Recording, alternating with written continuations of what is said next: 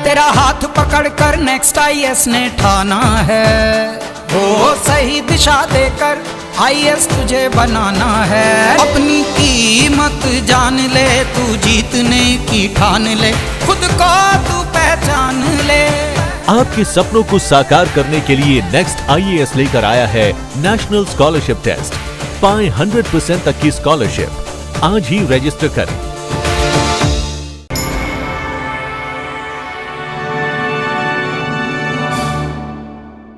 नमस्कार दोस्तों, मैं हूं अंबिका रैना और 2022 के सिविल सर्विसेज एग्जामिनेशन में मैंने 164th रैंक हासिल करी थी। इस बार के मेंस पेपर्स अभी कुछ ही दिनों पहले ख़त्म हुए हैं और मैं सभी कैंडिडेट से बोलना चाहूँगी जिन्होंने मेंस लिखा है, बहुत बहुत कॉन्ग्रेचुलेशंस। बहुत ही मुश्किल पेपर होता है ये, और जो अगली बार लिखने का सोच रहे हैं वो ज़रूर इन पेपर्स को देखें, उनको समझें, ट्रेंड्स आइडेंटिफाई करें और अंडरस्टैंड करें कि अपनी प्रिपरेशन को किस डायरेक्शन में फ़ोकस करना चाहिए। मैंने 3 बार मेंस लिखे हैं, 2020 में, 2021 में और 2022 में, और इस बार के मेंस का पेपर देखकर कुछ ट्रेंड्स सामने आते हैं जो हम डिस्कस करेंगे। तो सबसे पहला पेपर है एसे का पेपर। इसमें सबसे पहली बात जो सामने आती है वो ये है कि फ़िलोसॉफ़िकल एसेज की इम्पोर्टेंस बहुत ज़्यादा बढ़ गई है। जो मेजॉरिटी टॉपिक्स दिख रहे हैं आज वो फ़िलोसॉफ़िकल सेक्शन से आते हैं। अभी एक अंडरस्टैंडिंग है कैंडिडेट्स की कि फ़िलोसॉफ़िकल एसेज के बारे में प्रिपेयर करना ना मतलब बहुत ही मुश्किल होता है, क्योंकि ये काफ़ी आर्बिट्ररी और बहुत ही रैंडम होते हैं। बट मैं कहना चाहूँगी कि इनमें भी एक तरह का ट्रेंड है। कुछ कुछ ऐसे टॉपिक्स हैं जो थोड़े से रिपीट होते दिखते हैं और यूपीएससी इन एरियाज़ पे फोकस करता है। तो अगर आप इनको अच्छे से प्रिपेयर करें तो आपकी प्रिपरेशन और मजबूत हो जाएगी।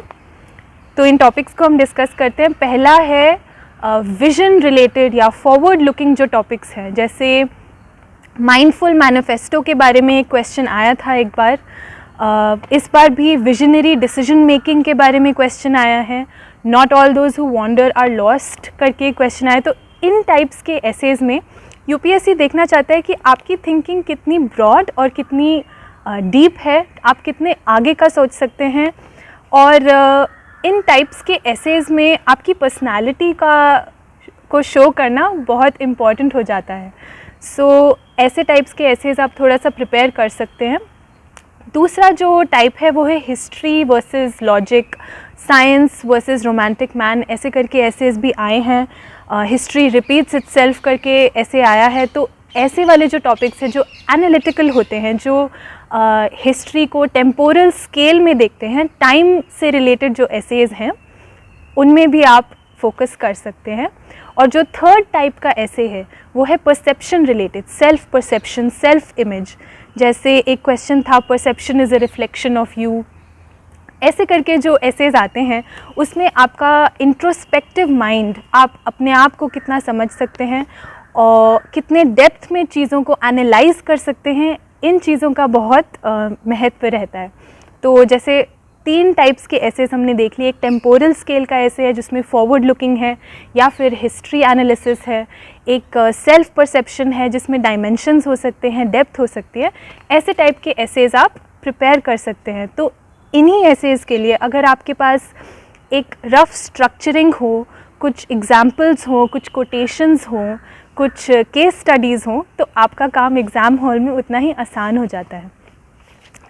दूसरी चीज़ मैं ये कहना चाहूँगी कि जस्ट बिकॉज फ़िलोसॉफ़िकल एसेज अब ज़्यादा आ रहे हैं, इसका ये मतलब नहीं है कि आप जनरल टॉपिक्स को भूल जाएं, क्योंकि जो बेसिक टॉपिक्स हैं जैसे विमेंस इश्यूज़ के ऊपर काफ़ी एसेज आते हैं। इस बार भी गर्ल्स आर वेट डाउन के ऊपर एक एसे था। पेट्रियार्की इज़ लीस्ट नोटिस्ड करके एक ऐसे आया हुआ है। Hand that rocks the cradle करके ऐसे आया हुआ है। तो आप समझें कि इन टॉपिक्स का भी इम्पोर्टेंस अभी भी मेंटेन्ड है। सोशल जस्टिस के ऊपर एसेज आए हुए हैं। इस बार भी सोशल जस्टिस वर्सेस चैरिटी के ऊपर एक ऐसे था। Recently social justice without economic prosperity के ऊपर एक ऐसे आया था। एजुकेशन टॉपिक के ऊपर essays, science and technology, environment, ये सारे जो जनरल टॉपिक्स हैं उनको आप ज़रूर पकड़ के रखें, बिकॉज़ इनके ऊपर अगर ऐसे आ जाता है तो बहुत सारे कैंडिडेट्स के पास बहुत नॉलेज होती है, स्पेशली जीएस से काफ़ी आपको हेल्प मिलती है। तो अच्छे अच्छे कोटेशंस, अच्छे अच्छे एग्जांपल्स, केस स्टडीज़, ये सब प्रिपेयर करके रखने से आपका काम बहुत आसान हो जाता है। जो दूसरा पेपर है GS 1 का, उसमें सबसे बड़ी बात जो सामने आई है वो है सोसाइटी सेक्शन का इम्पोर्टेंस बढ़ता जा रहा है। इवन जो हिस्ट्री से क्वेश्चन आ रहे हैं, जैसे इस बार वैदिक सोसाइटी के ऊपर क्वेश्चन आया था, तो ये सोचा जा सकता है कि ये एंशंट से रिलेटेड है, बट एक तरह से सोसाइटी का ही क्वेश्चन है। तो सोसाइटी के ऊपर अच्छे से प्रिपरेशन करना बहुत ज़रूरी है।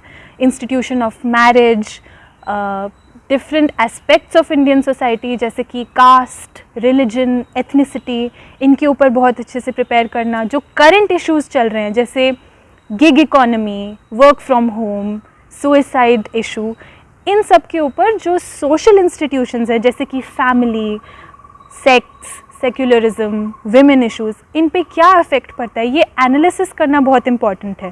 जैसे वर्क फ्रॉम होम का इफ़ेक्ट फैमिली पे क्या हो रहा है, गिग इकोनॉमी का इफ़ेक्ट विमेन पे क्या हो रहा है, ऐसे ऐसे क्वेश्चंस आए हैं। तो ये एक मल्टी लेवल क्वेश्चन है सोसाइटी के ऊपर, जिसमें current examples affecting social institutions ये सामने आता है। तो आप इनको ध्यान में रखें। हिस्ट्री और ज्योग्राफी काफ़ी स्टैटिक है, बट ज्योग्राफी पोर्शन से अभी हमें दिख रहा है कि रीसेंट एग्जांपल्स यूपीएससी बहुत एक्सप्लिसिटली मांग रहा है। जैसे कि वॉल्केनो के बारे में पूछा गया था पहले कि कौन से रीसेंट वॉल्केनोज हुए हैं पिछले 1-2 साल में। इस बार फ्लड्स के ऊपर पूछा गया है कि डैम ब्रेकेज से या डैम में इश्यूज़ होने की वजह से कौन से फ्लड्स आए हैं रिसेंटली, तो इनकी नॉलेज होना ज़रूरी हो गया है। तो इवन दो ज्योग्राफी सेक्शन काफ़ी स्टैटिक है, बट डिज़ास्टर मैनेजमेंट के पोर्शन से जो भी रीसेंट एग्जांपल्स हैं वो कौन से हैं, वो क्यों हुए हैं, उनके इफ़ेक्ट्स क्या रहे हैं, उनसे डील कैसे किया है, ये चीज़ें आप ज़रूर ध्यान में रखें। GS 2 पोर्शन में जो सबसे बड़ी बात सामने आती है वो है इम्पोर्टेंस ऑफ केस लॉज। तो इस बार भी काफ़ी सारे क्वेश्चंस में एक्सप्लिसिटली ये लिखा गया है साफ साफ कि आपको केस लॉज कोट करने हैं। इस बार भी आया है, पिछली बार भी आया है। तो आप याद रखें कि जो भी सुप्रीम कोर्ट की जजमेंट्स रहती हैं, जो भी केसेस रहते हैं इम्पोर्टेंस के, specially issues like environmentalism, issues like women issues, इनके ऊपर आप प्रॉपरली प्रिपेयर करके रखें। इलेक्टोरल इश्यूज़, इन सारी चीज़ों के ऊपर जो भी सुप्रीम कोर्ट की जजमेंट्स हैं उनमें आप अच्छे से नोट्स बनाएं और बार बार रिवाइज़ करें, क्योंकि केस लॉज भूल जाना बहुत आसान होता है। हम में से बहुत ही कम लोग लॉ के स्टूडेंट्स हैं, तो सुप्रीम कोर्ट जजमेंट्स दिमाग से निकलती रहती हैं अगर आप बार बार रिवाइज़ ना करें। दूसरी जो चीज़ है वो है लक्ष्मीकांत की इम्पोर्टेंस काफ़ी बढ़ गई है।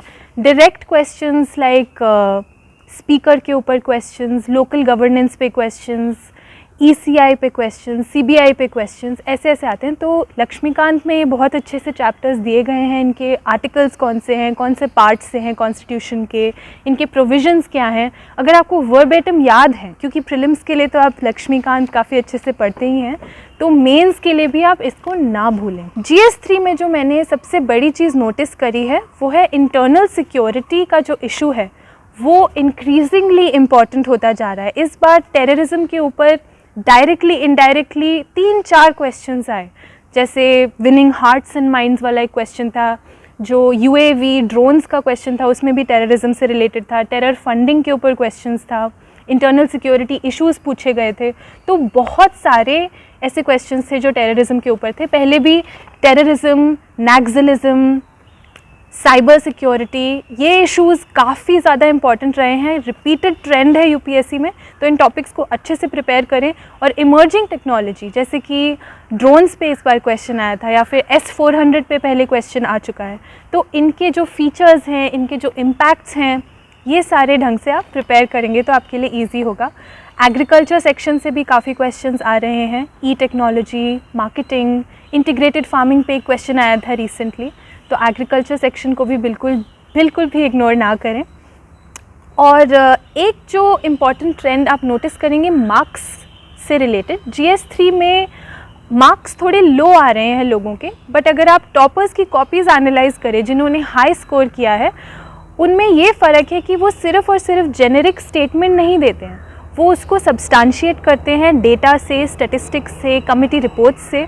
तो इनकी इम्पॉर्टेंस बहुत ज़्यादा है GS3 के पेपर्स में कि आप जनरल फैक्ट्स ना लिखें, जनरल सजेशंस ना लिखें, स्पेसिफिक केसेस कोट करें, स्पेसिफिक केस स्टडीज़ एग्जाम्पल से सब्सटेंशिएट करें। अगर आपके पास डेटा है तो डेफिनेटली बहुत सारा डेटा डालें और इसकी मदद से आप GS3 में अच्छा स्कोर कर पाएंगे।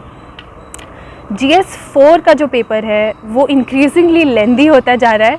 पिछली बार बहुत ही लेंदी पेपर आया था, इस बार भी काफ़ी लेंदी था। बहुत लोगों का छूटता है GS4 बिकॉज़ एक तो वो लास्ट का पेपर होता है, एकदम मैराथन पेपर्स हैं ये, तो तब तक वैसे भी स्टैमिना कम हो जाता है और ऊपर से वो आई थिंक जानबूझ के इतना लंबा पेपर सेट करते हैं कि आपकी जो इंस्टिंक्टिव थॉट्स हैं वहीं सामने आए, आपके जो एक्चुअल एथिक्स हैं वो समझ में आए, आपको ज़्यादा सोचने का टाइम ना मिले। तो इसलिए GS4 का पेपर मेरे हिसाब से बहुत ज़्यादा कॉम्प्लेक्स नहीं होता है। It's only lengthy, it's not complex, there is a difference. It is a difficult paper, वो एक कठिन पेपर है, नॉट बिकॉज वो कॉम्प्लिकेटेड है या फिर बहुत ही हाई ऑर्डर थिंकिंग का है, बट बहुत लेंदी होता है। तो इसको प्रिपेयर करने के लिए आप बहुत सारी आंसर राइटिंग प्रैक्टिस करें और बहुत सारे एग्जाम्पल्स याद करें, बिकॉज़ मोस्टली लोगों का जो एथिकल कंपस होगा वो सिमिलर होगा। तो आप जेनेरिक पॉइंट्स लिखेंगे तो आपके मार्क्स वही 100-110 के आसपास आ जाएंगे, जो कि बहुत अच्छे मार्क्स हैं, बट बहुत हाई स्कोर करने के लिए आपको स्पेसिफिक एग्जाम्पल्स देने पड़ेंगे और एक एज लानी पड़ेगी। जैसे इस बार भी corporate governance, emotional intelligence, corruption, बहुत जेनेरिक इश्यूज़ पे क्वेश्चंस आए थे जो कि एक्सप्लिसिटली मेंशन्ड है सिलेबस में। तो सिर्फ़ और सिर्फ इनकी डेफिनेशंस याद करना और इनकी इम्प्लिकेशंस याद करना काफ़ी नहीं हो जाता है। एक हटके आंसर लिखने के लिए आपको अच्छे एग्जाम्पल्स, अच्छे कोटेशंस, थिंकर्स के व्यूज़, ये सारे लिखने काफ़ी ज़रूरी हो जाते हैं। तेरा हाथ पकड़कर नेक्स्ट IAS ने ठाना है, वो सही दिशा देकर IAS तुझे बनाना है। अपनी कीमत जान ले, तू जीतने की ठान ले, खुद को तू पहचान ले। आपके सपनों को साकार करने के लिए नेक्स्ट IAS लेकर आया है नेशनल स्कॉलरशिप टेस्ट। पाएं 100% तक की स्कॉलरशिप, आज ही रजिस्टर करें।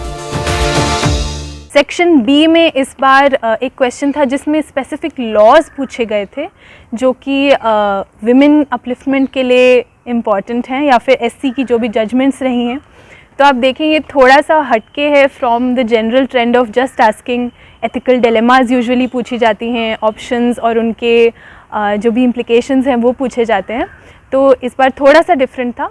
तो याद रखें कि लॉज का भी बहुत इंपॉर्टेंस है, आप इसको कंस्ट्रक्टिवली यूज़ कर सकते हैं सेक्शन ए में भी अपने आंसर्स को सब्सटेंशिएट करने के लिए with supreme court judgements, with fundamental rights, DPSP, fundamental duties वगैरह। तो इसमें आपके आंसर्स थोड़े और डिफरेंट और अच्छे दिखने में आएंगे। तो यही था बहुत ही प्रिलिमिनरी और थोड़ा basic rudimentary analysis of the general trends.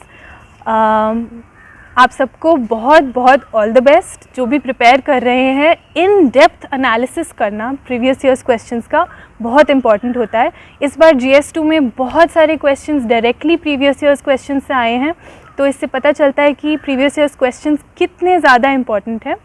ये ज़रूरी नहीं है कि आप बैठ के एक एक प्रीवियस ईयर क्वेश्चन पिछले 10 साल का सॉल्व करें, बट आप समझें जनरल ट्रेंड्स क्या हैं, कौन से एरिया से कौन से क्वेश्चंस पूछे जा रहे हैं।